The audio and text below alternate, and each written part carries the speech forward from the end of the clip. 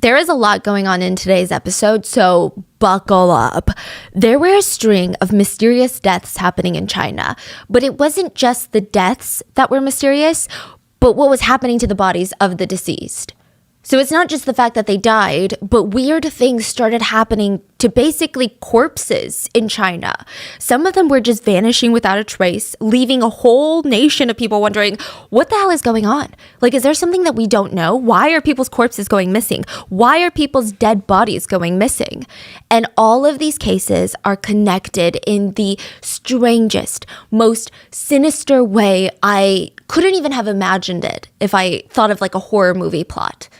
In 2021, a Douyin influencer, a TikTok influencer by the name of Little Kitty, she had over 700,000 followers. I mean, she was known as a visual influencer. So people would follow her because she was very visually pleasing to look at. She would post about fashion, makeup, lifestyle. I mean, she was a very positive presence on the screen. In 2021, she posted a video that was very unlike all of her other videos. She seemed really, really serious. She looks visibly exhausted. She tells her viewers, "This is probably my last video. Thank you all for your support. You guys know that I've been struggling with depression for a while. Every time you see me being happy, that's just what I want to show you guys, okay? But recently, I can't take it anymore." If you want to know the reason, please go watch my live stream. 大家好，我是小猫。这也许可能是我最后一条给大家发送视频了。你们也知道，我得抑郁症已经很久了，甚至在医院已经住了2个多月了。看过我朋友圈的朋友都知道，我那是盖了公章的，是抑郁症患者，而不是你们所谓的那一种假的抑郁症。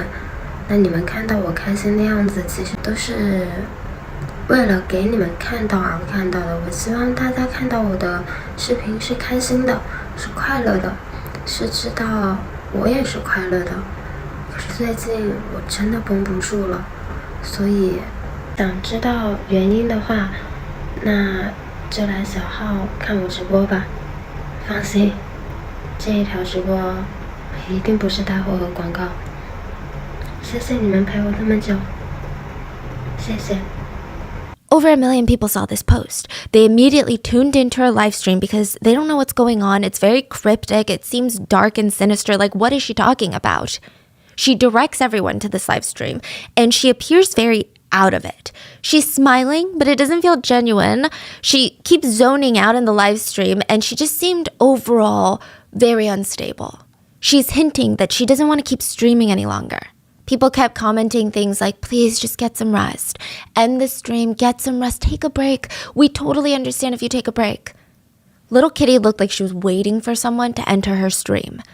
It was really weird. And then she can slowly be seen lifting a clear water bottle, so like one of those plastic water bottles, but it is filled with this dark colored liquid. It looked weird, okay? The liquid did not look like a normal beverage.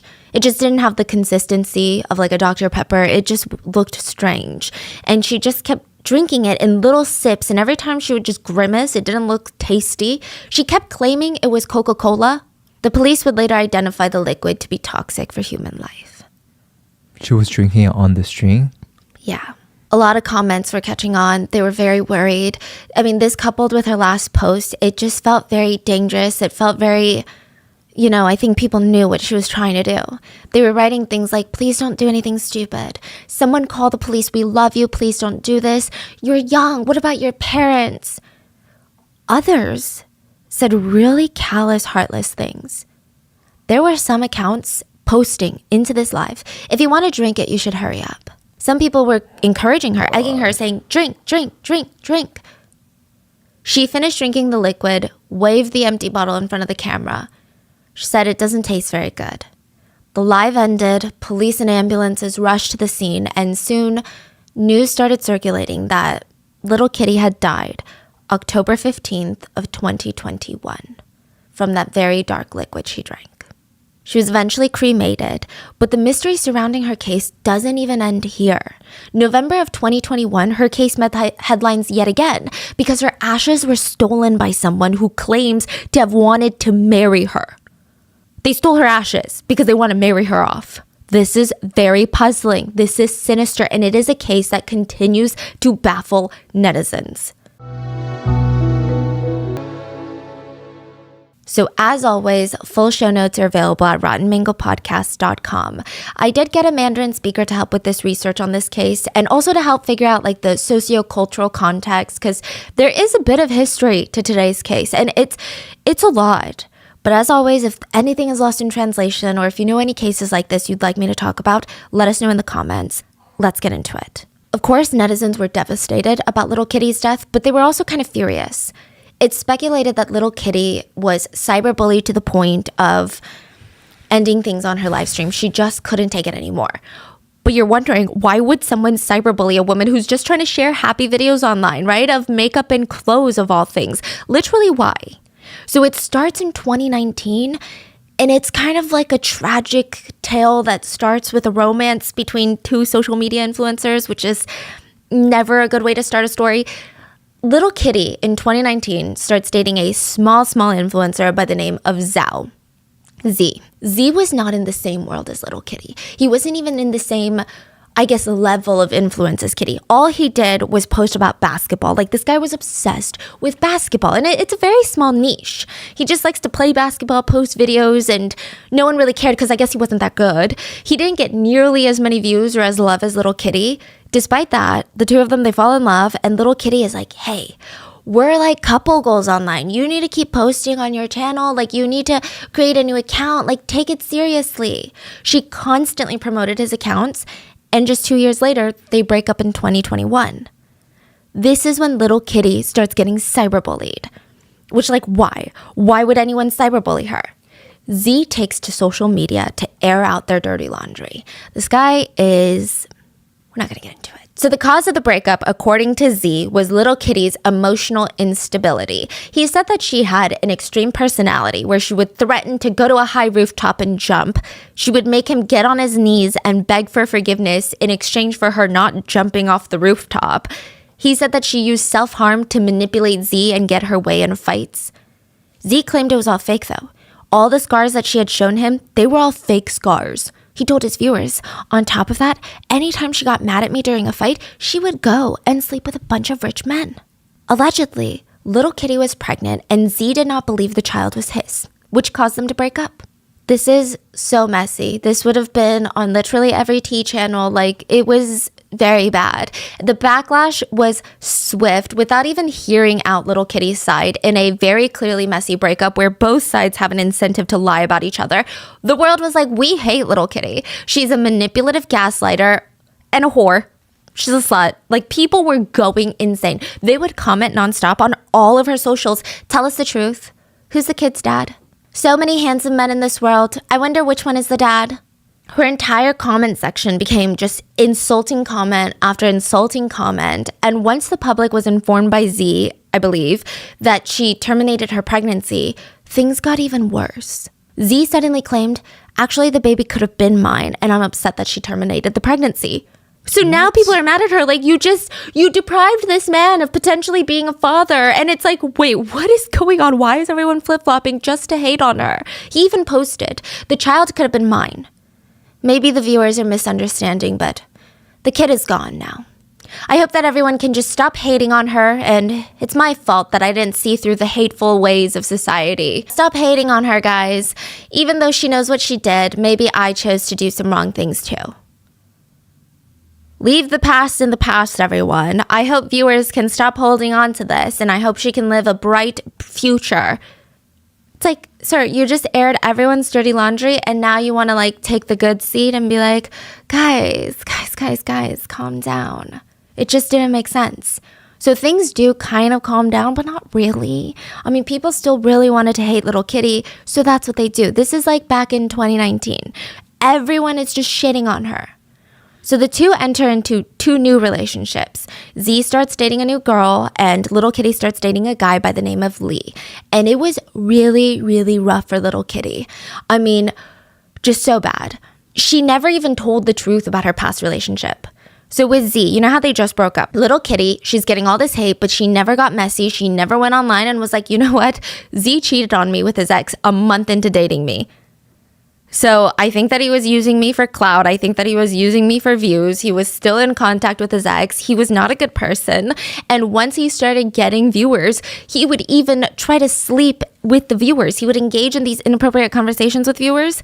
Like, here are just a few. A viewer liked one of his pictures and he DM'd her saying, "Just a like, let's get to know each other." So it seems like the viewer that had this conversation with Z released it. Oh, okay. And then, it kind of got bigger and bigger. And then there were little instances where little Kitty would hint at the fact that Z was inappropriate with viewers, that he also did things. She didn't go on a whole expose as Z did. Like, Z went on a witch hunt for her after they broke up. So the viewer said, "Your girlfriend has a great figure." Because I imagine, like, this viewer is a viewer of both of them. So she's like, you literally have a girlfriend. So your girlfriend has a great figure. And he continues, "Let's get to know each other," I said. "You have a girlfriend." We each play on our own. Really? If you think it's real, then it's real. If you think it's fake, then it's fake. That's what he tells her. Like, what? They were not in an open relationship. Like, he's just beyond gross, okay? So this is while they're dating. They break up and everybody is shitting on little Kitty, even though clearly Z's got issues of his own, right?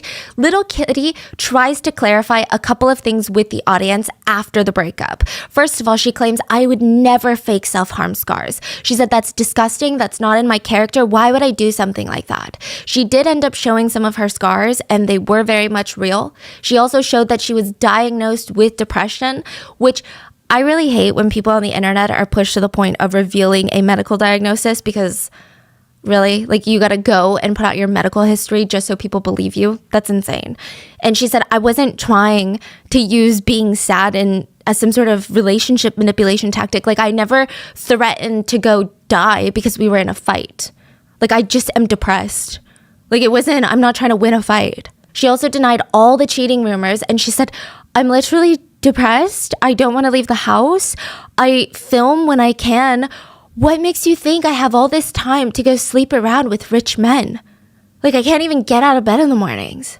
She said that Z controlled what she wore, demanded that they open a couple account, which she did not want to, but he kept asking her, and when she said no, that's when he ended things with her. So it does seem like she was pregnant at one point, because she doesn't deny those rumors, but she said that she begged Z to do a paternity test. Z did not want to do one. He kept avoiding the test, and a lot of netizens started speculating that maybe Z was worried that the baby was indeed his, and he did not want to take responsibility.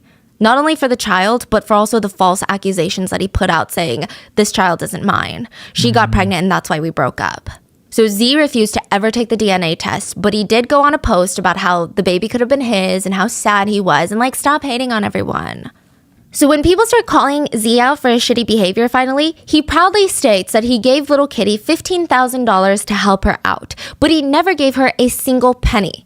Never. So despite all of this information coming out onto the internet, little Kitty is still getting hate comments. She's trying to stay strong. She's trying to stay posting online, but no matter how much she tries to clear her name, and the way that she's clearing her name is not even vindictive. She's just clearing her name from the allegations she was facing. It's not like she was going out of her way to shit on Z. They never stop following her around. These stupid rumors, though, that she's a slut, a whore, a manipulator, a gaslighter, uses mental health to her advantage in relationships. And it was just really bad. Eventually, she moves on with a new man by the name of Lee. Lee is not a good person. According to those that were close to little Kitty, Lee was using her for money. He scammed her into buying a house with his name on it, promising her that they were going to live there together forever. In October of 2021, the month that she passed away, he allegedly drugged little Kitty's water, invited his friends over, and they R-worded her. No. There is no police report, but sources close to little Kitty said that this happened. I'm not really sure. Now, this is where it gets really messy.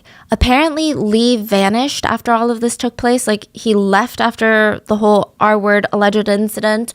So she went on this live stream almost as a cry for help to get his attention. Remember how I said that she was waiting for someone on the live stream?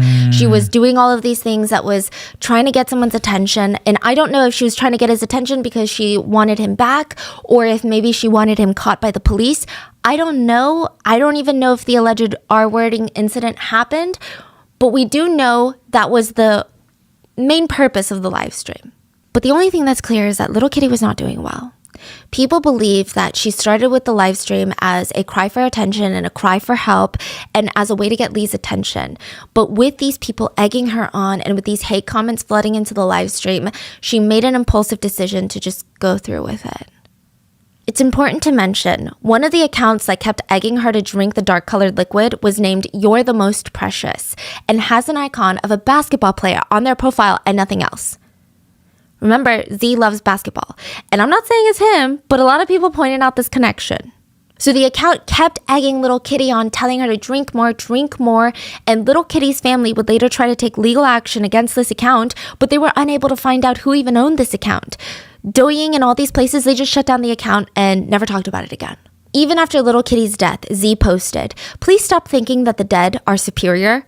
Stop spreading rumors. Like I said, I will take full legal responsibility for everything that I've said online. Her parents can come talk to me or take legal action regarding her actions, but I have all the proof. I'm disgusted by all of you fake justice people." Little Kitty ends up passing away, but this is where the case takes an even darker turn.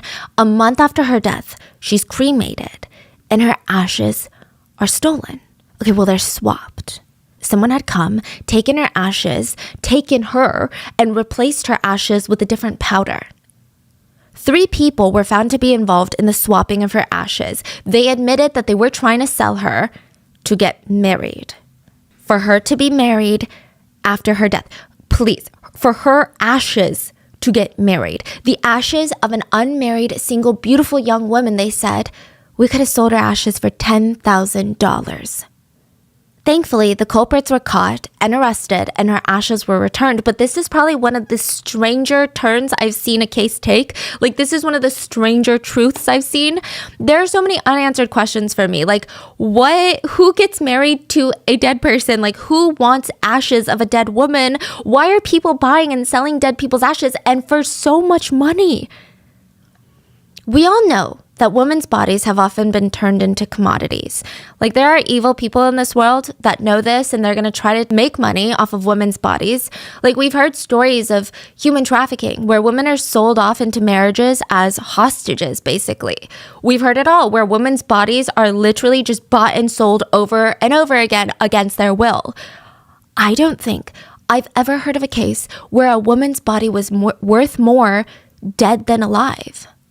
This case is incredibly triggering, infuriating, it's dark, but let's dive in. There is a really strange connection between this case and another case that happened in a small rural town in central China. It was a drizzly summer night. The Jiang family had invited their family and friends over for like a little celebration of sorts. They went the extra mile. They had decorated their entire place. There were red paper cutouts adorning all of the walls, and you could see that each one had the word happiness written on there. Mm-hmm. Is that like a thing for parties, or is there a specific event? Weddings, New Year, just the happy celebration, yeah. Yeah, okay, so they got happiness all over the walls. On the other wall, there's this big portrait of a guy. There's red curtains draping around this giant portrait of him. So it's very interesting. That is the groom, and this was a wedding celebration. So yeah, like you said, happy all over the walls. But nobody's dancing. Nobody's celebrating. Nobody's even smiling. Everybody is dead silent. It felt more like a funeral than anything. I'm like, what's going on? Is this a toxic couple? Nobody wanted to get married in the first place? Why does everyone seem depressed when there's literal happiness over the walls? Xiao Yuan? We're going to call him XJ, okay? They're part of his initials. Okay. So XJ was the groom, and he was 20 years old. Everyone was pretty happy about the wedding, technically. Okay, XJ had a really tough summer. He had gotten into a pretty bad accident about a month ago, so theoretically, his loved ones would be ecstatic for him. XJ's uncle, Miao, he runs into the room and he breaks the silence. He says, "The time has come for the bride and the groom to enter the bridal chamber. If your zodiac sign is a dragon, tiger, chicken, you can sit down. The rest, bring a shovel, we're leaving." So, We're going to get into the zodiac signs in a second. A handful of people stood up, grabbed a shovel, ran into the back rooms with him, and there was no 20-year-old waiting for them. There was no couple nervously sitting on a chair like, oh my God, the bridal chamber, you know? There was nothing in the room but a closed casket. The uncle starts talking. My dear nephew, I finally found you a new wife. You won't be ridiculed or lonely in the afterlife. Your new wife will take very good care of you. You will never be alone. Remember the accident a month ago that XJ was in? Mm-hmm. He never survived. XJ died a month ago. He was in that coffin, and it was time to take him to meet his new wife. His new wife was also dead. The family had bought her corpse, and bodies are not cheap. XJ's family had paid about $4,000 for XJ's new wife, and her name was Lee Ju. She was now going to make XJ a very, very happy man. Lee's family had dropped her off earlier that day, and Meow, the uncle, he remembered opening up her casket for the first time. She was going to be changed into this beautiful wedding dress, and she just looked perfect. She looked beautiful, peaceful. Everyone half expected her to look, I don't know, more dead, but she just looked very graceful. She was what they deem in the market a fresh one. They prepped both bride and groom for their special day to be buried together as husband and wife. Now, as the uncle is getting ready for everyone to bring XJ's casket out to join the bride's, so the bride's casket, Lee's casket, is outside. There's a hole dug for both of them. Her casket is in the hole, and now they're going to bring out XJ, bury him next to his new wife, and do like a whole little ceremony and put some dirt on their caskets. But relatives outside, they start screaming bloody freaking murder. They're like ants, just throwing their shovels down and scattering into all these different directions. And it's raining. They're getting drenched in rain. And Meow is like, what's going on? What's going on? They're taking a second to catch their breaths. Meow runs out and he's trying to see what the fuss is about. What is going on? The next part is going to sound like an urban legend, but it's not. The coffin in the grave was open and the bride was sitting up, just strands of wet jet black hair covering her face, and she's waving her arms around. Her eyes look bewildered. Meow turns to his friends asking what the hell happened. One of his friends was in charge of helping to dig the massive grave. He suddenly heard these weird scratching noises. Like wood scratching noises. He's really spooked out by it, but he thought, you know what, I'm just probably scared because I'm digging a little grave. You know what I mean? Like the environment is scary. Of course I'm going to be spooked out. I'm like paranoid. It makes sense. But just for fun and for peace of mind, really, he starts calling out, are you a ghost or a human? If you're alive, say something. Silence. Okay. Thank God. Like imagining things. What's wrong with me? But then the scratching noise comes again. And it's even louder. He's like, oh my God, I feel like I hear something. I must be losing my mind. So he runs towards the house and grabs a bunch of people who also go out with him. And they're all reassuring him on the way out to the gravesite. You're just imagining things. Like you've been watching her corpse all day. Like, of course, you're just superstitious. You're overly freaked out with hanging out with a dead body all day. But when they get there, they all hear the scratching noises. And they're, humans, we like to come up with these wild solutions. So these humans are like, maybe when her parents were putting her into the coffin, a cat had crawled in. The cat is now like, meow, get me out, bitch. So it's the cat.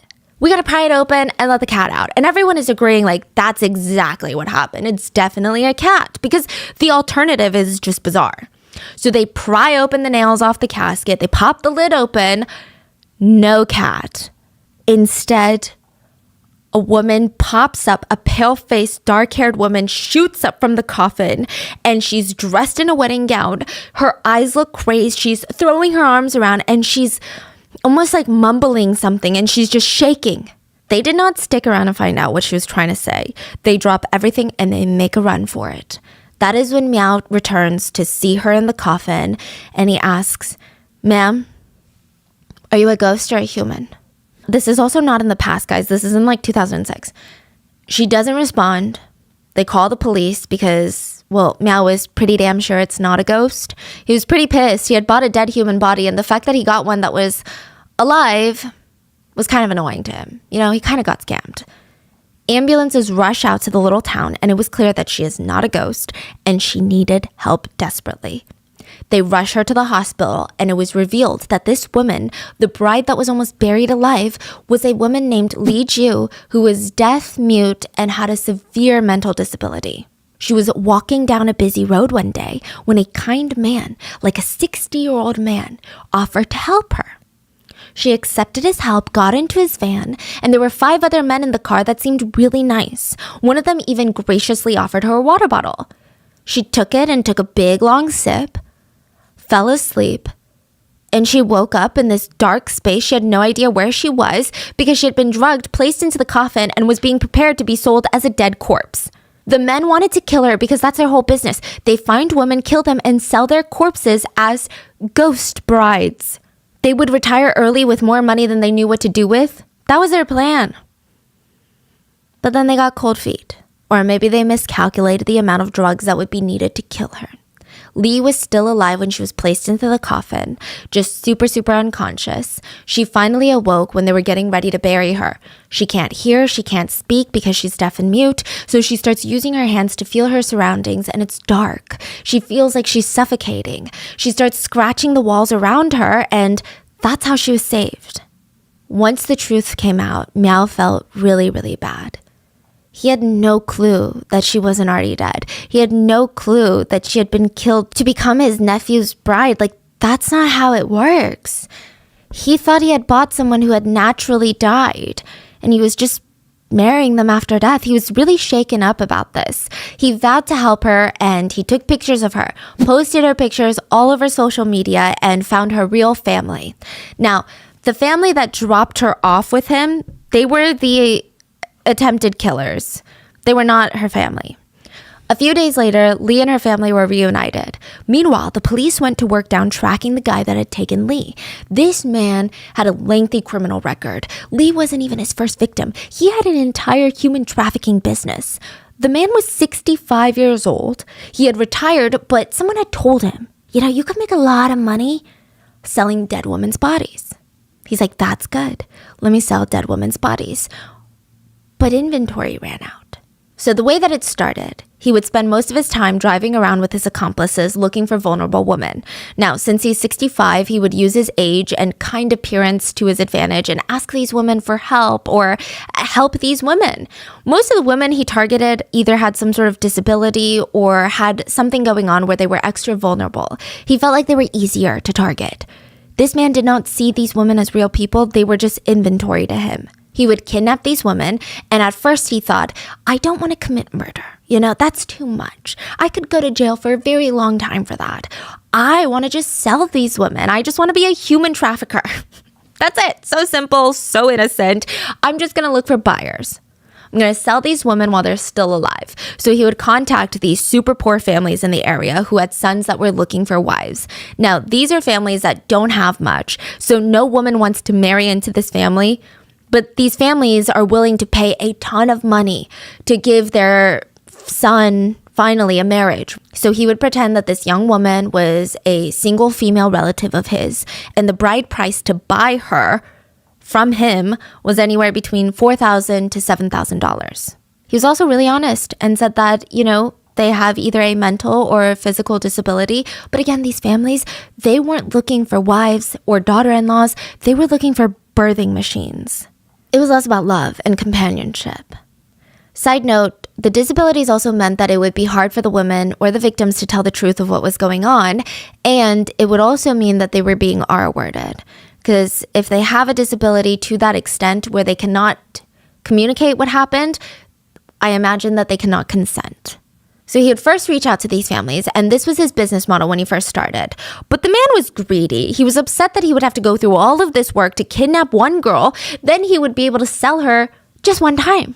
That's a lot of work. So he's like, there's got to be a better business plan. So he creates a way to infinitely sell her over and over again. I literally want to punch these people in the face and honestly bury them alive. So he decides to start a sex trafficking ring. He's like, human trafficking, sex trafficking, let's do it. He starts a brothel in his house, if you will, where men will come to, quote, meet their needs with these women who clearly cannot consent, but they're also extra vulnerable. He was actually caught doing this. Women were rescued from his house. They were being held hostage. They were rescued by the police. I mean, it was clear that they were forced into this. But he goes to prison for like a few years, gets out, and goes right back to his human trafficking scheme. And this time he's like, you know what? I've learned my lesson. Dead people don't talk. So he didn't like selling women while they were alive. So he wanted to sell them dead. In some parts of the world, women's bodies are worth more dead than they are alive. It's a statistic that makes you want to gag. Even with dead women's bodies, there are levels, rankings. The best type is what they call a fresh corpse, a fresh one. These are bodies of women that had just died.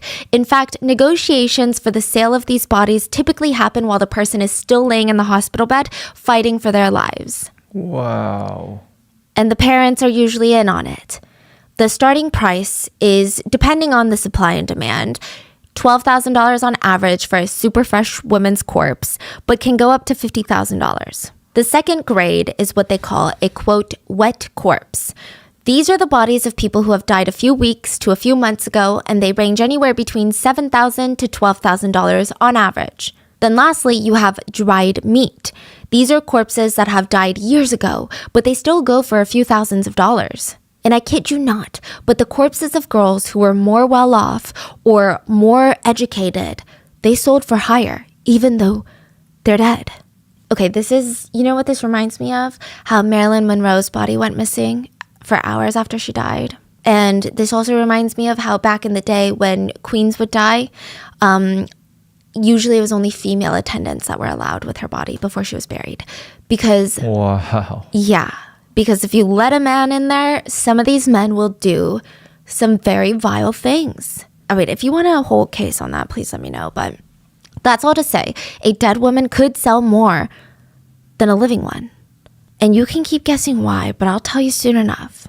So the only problem that this guy had was that he only had living women. You know, where is this going? You know exactly where. He would advertise that a close female young unmarried relative of his had just suddenly passed. He would tell families with dead sons that he was heartbroken, that his niece would never be married. She would be alone for the rest of eternity because she was unmarried, which means she's going to go to the afterlife a single woman.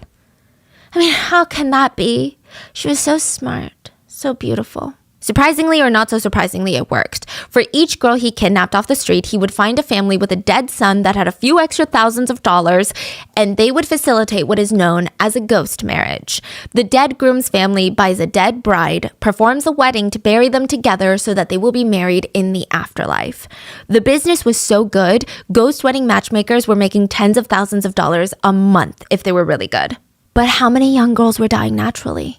Whose family would allow them to be sold as ghost brides for a cut of the proceeds? Not many. So these ghost matchmakers would make their own ghost brides by killing women, or they would go rob random graves. Side note, the man was arrested by the police and they promised a severe punishment. He was actually found by the townspeople before he was arrested and severely beaten up to a pulp, like bandages all over his face, beaten up. I've tried scouring the internet for what his sentence was, but I just couldn't find it. If you're familiar with this case, please let us know. But he was caught, he was taken in. But the pressing question is still, what the hell is a ghost marriage, and why is there a robust industry around ghost marriages? Because I get living weddings. We're in the middle of planning a wedding, and it's so expensive. There's so much money to be made, I guess, if you're in the industry. But ghost weddings? What is going on? Also, just because it's not part of your culture, please, a disclaimer, if it's not a part of your culture or what you know, it doesn't mean that it's backwards or lesser than. I do get a little sensitive when a lot of cultures aren't like stereotypical Western cultures because people like to think of it as, I don't know, as less developed. It's just a different culture. Different doesn't make it inferior, so let's keep it civil in the comments. Also, this isn't necessarily a Chinese thing. Ghost marriages are illegal in China. And the ghost marriages happen all around the world. There have been cases like this in China, and I'm talking about them today, but there's a lot everywhere. Now, there is almost this urban legend in China, and I wonder if it's like an urban legend to you guys, but I've received it on the research end as like an urban legend, or maybe a superstition. So you know how in China and other places in Asia that some cultures give red packets, like red envelopes, and they're stuffed with cash, and it's usually grandparents giving it to the grandchildren or parents giving it to their underage kids, and it's a way to celebrate, but there are some rules to receiving a red packet. So red packets traditionally, they're a good thing, they're very good. So during Chinese New Year, you get it and you have to receive it with both hands. And it's like a birthday card. You gotta act like there's no cash in there. You gotta act like it's just a token of love, a symbol of family, right? And you can't really open it in front of people. You gotta thank them and be like, oh my God, this is such a surprise. You take it home and then you open it. You get a little peek. It sounds like a blast, right? So one might imagine that if you were walking around and you find a red pocket just laying on the street, you'd be like, oh my God, that's exciting. I'm gonna pick it up. But there are certain parts of China where they tell you, do not ever pick up a red pocket on the street. But you're like, why? I already know what's in there. It's cash. Some little 12-year-old forgot to bring his red pocket. He dropped it. If you pick it up, you might open it up and there might be a little bit of money. And curiously, a couple of strands of someone's hair and someone's nail clippings and horoscope information. And you're like standing there like, why is there hair and nail clippings in this red pocket? Like, that is weird. But while you're looking down confused, that's when they might strike. People might jump out and say, congratulations, you're the lucky one chosen by fate to marry my child. The only problem is, my child is dead. In a lot of cultures, it is believed that if your loved one, family member, your child dies single, they're going to spend eternity alone and nobody's going to care for them in the afterlife. But not only that, dead single relatives will bring bad luck to the living family members because they're roaming around, they're lonely, they're anxious, they don't have a partner, they're not satisfied. So isn't that fantastic? Even in death, nobody is allowed to be alone in peace. So what do you do if your family member dies before they get married? You find someone to marry them after they die. But it's hard to find a willing participant. It's just not something you ask a favor of. Like, hey, family friend, do you mind marrying my dead uncle? So you can be fused with him in the afterlife and your souls will be forever intertwined and you can never really be with anybody else in the afterlife. Quick favor on a Tuesday night. It's not a casual IOU situation. So these families will put out red pockets on the ground to lure in potential brides and grooms. If you politely decline, they will tell you that you will be cursed with bad luck for the rest of eternity. So what do? Okay, maybe you marry their dead child. Sometimes it's rather innocent. Like, I don't know if that's the right word to describe it, but you go with them. They throw a little dress on you. You hold a picture of their deceased child and you do this little makeshift wedding ceremony in their home. It's not legally binding. It's potentially spiritually binding if you believe in it, but it's the type of situation where I believe if someone has a hard time saying no, you might find yourself in that situation on a really bad day. You'd just be getting married to a ghost. These are the more innocent forms of ghost marriages, and none of this equates to technically anything illegal. This is not something that you would want to put out there. Like, China would not support this. The government would not support this. Local authorities would not support this. Chinese netizens would not support this. But it's not technically illegal. You're just like taking a couple of pictures and you're like, this is really weird. I'm going to leave now. Thanks. But there seems to be a pipeline between these ghost marriages and murder. And that's what we're talking about. But the only way to get to the motive of these murders is we need to understand ghost marriages. And there's two types of them. So the first one is like the one that I just told you, the most common type, where a family member dies, they're unmarried, and you find a living person to have this almost fake ceremony with them. And you're like, okay, I promise to take care of them in the afterlife whenever I die. Haha. We're married. It's not legally binding, nothing. You don't even have to know this person in real life. You don't even have to date them in real life. You're just doing it to make someone happy. Then the other ghost marriage is the one that starts getting illegal, is the one that the government starts being very, very sensitive about, where both parties are dead. Most likely, the two dead parties have never met each other in real life, or they never dated in real life, but their surviving family members will together hold a ceremony for their marriage. So let's say my daughter dies, his son is dead, they're already buried separately. We're like, you know what? Let's have a ceremony, dig them up, and rebury them together, so that they're not alone in their little grave sites and in the afterlife. This is dangerous because when you're digging up dead bodies, that's not only just a biohazard, but it's also, there's a lot that could go wrong. There's a lot that just is complicated. And what's interesting is that these two families that have never known each other, their kids have never dated, but they will treat each other like in-laws after this ceremony.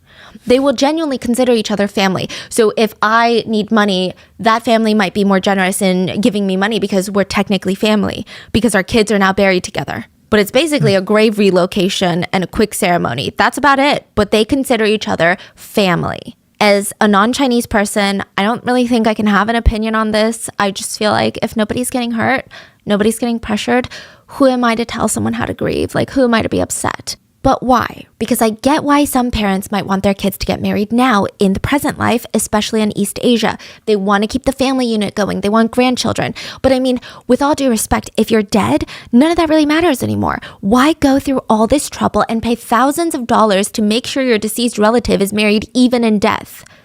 A lot of people in China believe it goes back to Nuwa. So there is a popular legend, and it's not like debated as history or fact. It's not a religious take, is what I'm trying to say. It's just a legend that people like to tell. A woman named Nuwa was the creator of humans. She lived in the mountains with her brother since, she was just bored all day. She would fiddle with clay. She'd make these little human shapes out of clay, and eventually all these clay figures would become humans. She would breathe life into them, and they were like her precious children. She's like the mother of humans. But one day the fire god and water god get into this huge fight, and during the fight they destroy the tallest mountain on earth. This is significant because it is said that the tallest mountain on earth is the one holding up the sky. So now the sky is coming down, crashing down on humans, almost killing all of Nua's children, her humans, her precious humans. She does her best to repair the sky, but the human population has dwindled down. They're so weak, they're barely surviving. And her brother told her, we need to repopulate this earth. It is the only way. She was very disgusted. It's very much giving, what do you mean, stepbro? We're literally siblings. She said, absolutely not. But then she thought about it and she said, but these are my precious humans. She was conflicted. So the two of them, they both this is not a weird situation where they both liked each other. The brother was not into it either. They climb up to the mountains and they ask the gods. They both light their own fires. And they say, we are the only people left. What do we do? If the lords allow us to be husband and wife, may the flames intertwine with one another. Or else may the flames forever disperse, meaning literally wipe out the population. The flames intertwined into a yin and yang shape. So they got married. They did it, but they always covered their faces while they did it with fans because regardless, they just weren't that attracted to each other. But the whole point of the story is that marriage is so important in this story that it's almost the only thing that can save this world. It is almost directly applied to each family unit. The theory being, if you aren't married before you die, you are killing out your bloodline. You're wiping out your population. Not even just your immediate bloodline, but it's like bad luck to the whole family bloodline. Because I'm guessing if Nuwa didn't marry her brother, the humans would have gone extinct. And then sprinkle in misogyny, the sentiment became, and this is back in the dynastic times, that a woman was only supposed to have one husband her whole life, for eternity. Meanwhile, men could have more than one wife, but there was a loophole. Like technically men could remarry and sleep with other women, but they would never be his wife. Only his first wife is the wife. These are all just like, whatever.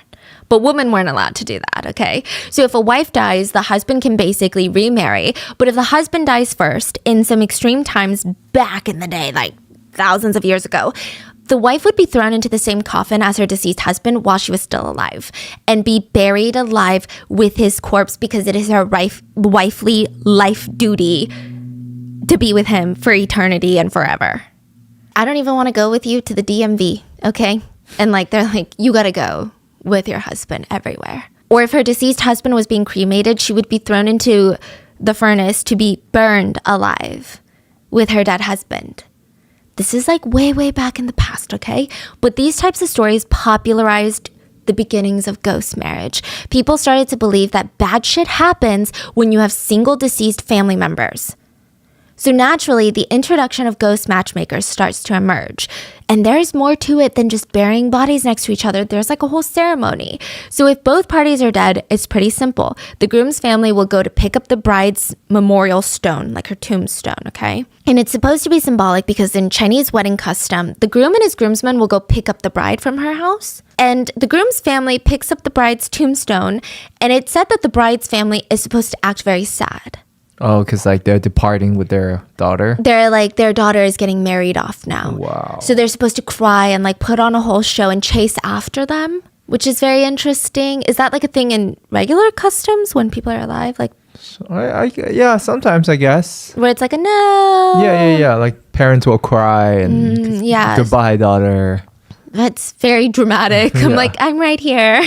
Okay, so they bring it to the groom's tombstone, place them side by side, grab pictures of both the groom and the bride, tie the pictures together with red string, and the new couple will have to have dumplings to symbolize family, reunion, and wealth, noodles to symbolize longevity, which is kind of ironic considering it's a ghost marriage. They both died, so it's not really longevity, and alcohol, because in Chinese customs, you guys do the intertwined alcohol drink during the real weddings. So these three things have to be there, and this is how they do the whole ceremony. Then they pick a good day in the month, either the second day, third, sixth, or eighth. These are typically good numbers, never the fourth of the month, okay?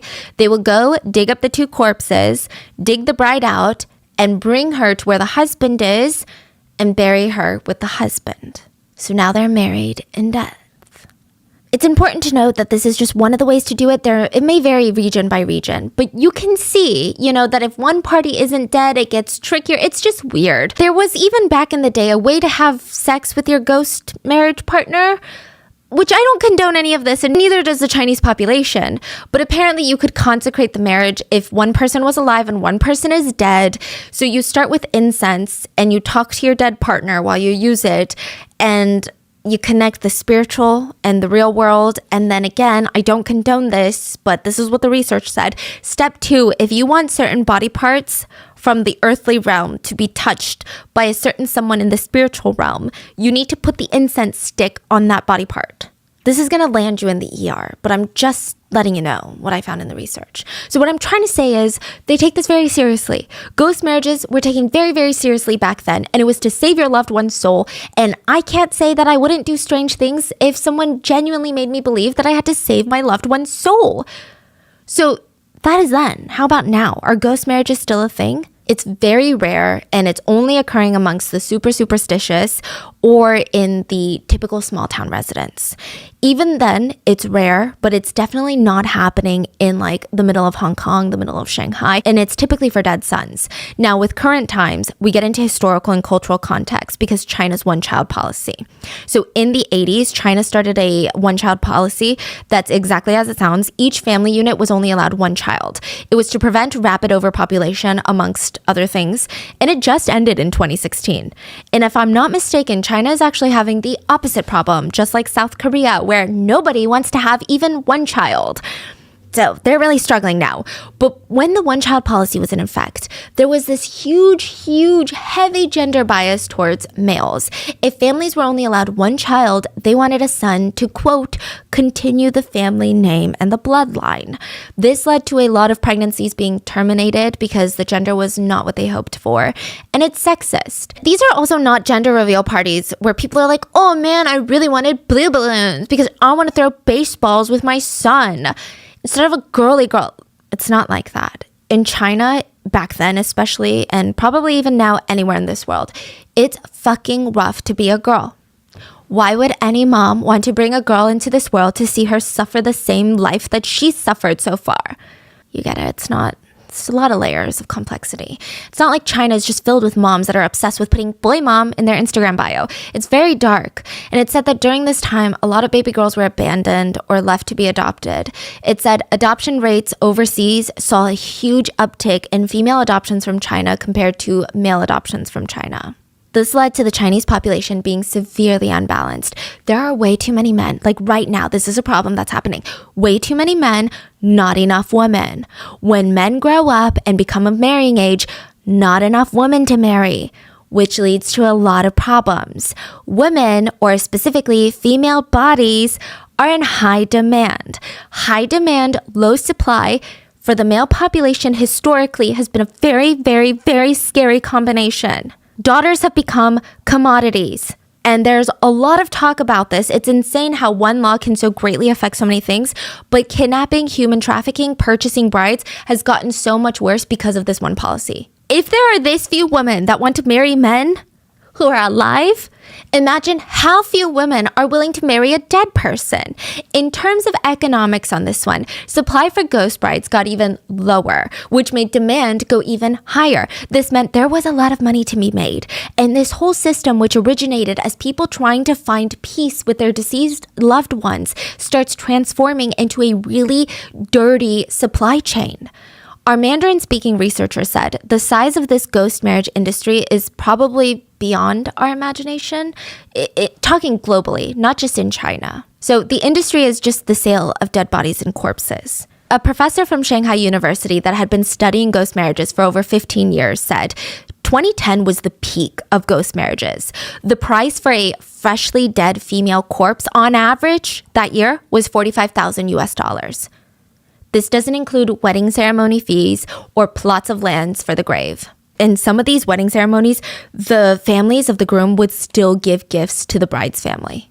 And like I said, when there's money to be made, people are going to start abusing the system. It can easily lead to murder. So in 2006, a Chinese woman in the Shaanxi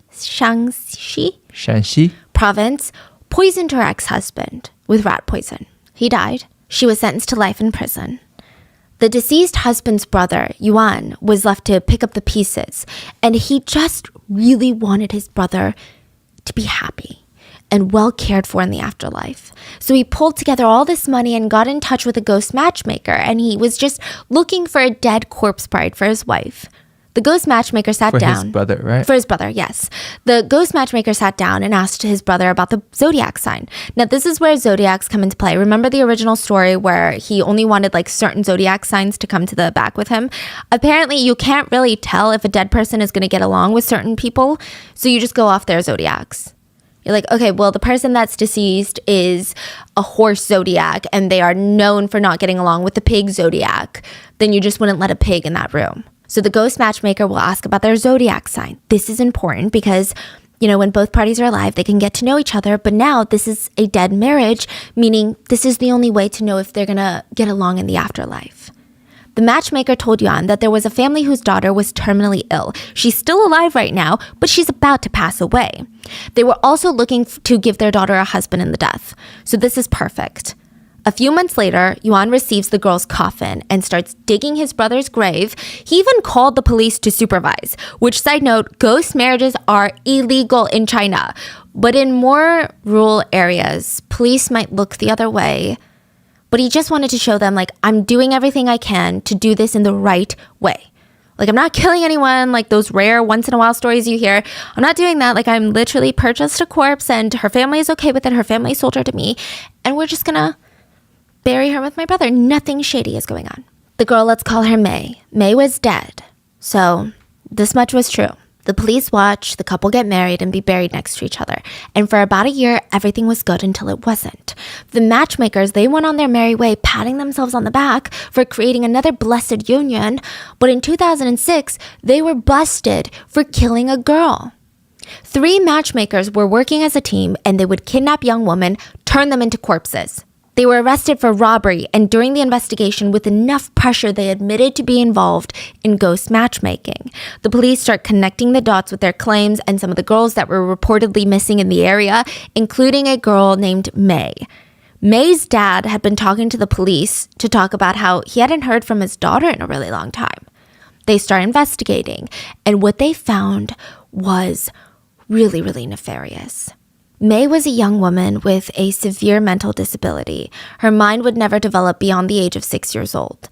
She wasn't able to fully learn how to use the restroom on her own. Her parents, who were very impoverished, they didn't really know what to do. They felt like this was no future for her. And when she was about to turn 20, they said, look, she should be married.